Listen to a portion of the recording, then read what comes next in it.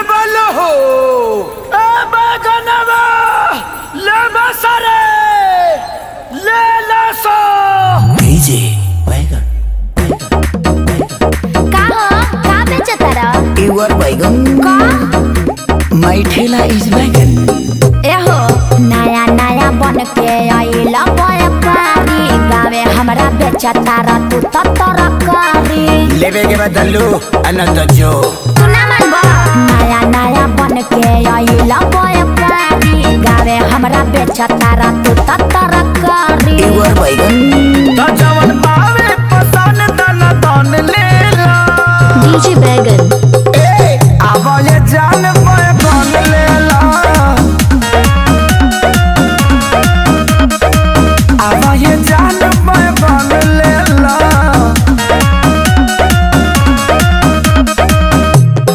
कैसे बा लमका की गोल का लमका 3 रुपया आ गोलका वो 3 रुपया कहाँ से ले आइल बड़ा लमका की गोल का लमका कोड़ार में से आ गोलका वो कोड़ारे में से फायदा करी लमका की गोल का लमका भरपूर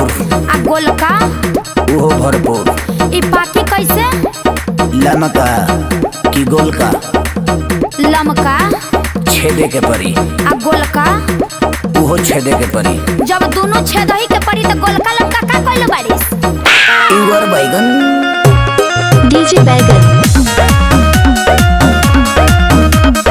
हमरा के कहले ई सकुलिया में सरजी एकरा के खइला से होला ये लरजी तू स्कूल में जालू की सब्जी मंडी में डीजे बैगन अरे खइला से करा के बाला होला ए जाने सांझों में दिना ना होला पूरा ठेला बा भरल जवान लेला डीजे बैगन आवाज़ धन बैगन लेला हाँ आवाज़ जान बैगन लेला ए ई पाकी कहाँ लमका की गोल का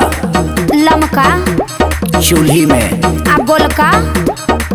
वो चूल्ही में केंगा बनी लमका की गोल का लमका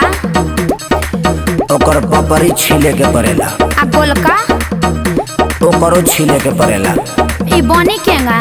लमका की गोल का लमका मीसे के परी आ गोलका वो मीसे के परी टेस्ट कैसन रही लमका के की गोलका के लमका के सुपर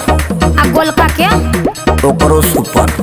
अरे जब दोनों के एक टेस्ट में तो गोलका लमका का कइले बाड़ी डीजे बैगन ए नाचो मत बस नहीं न पहले होई जदी कुछ तहरा आवे क्या परी डकटोरी से दबाली आवे क्या परी लमका की गोल का डीजे बैगन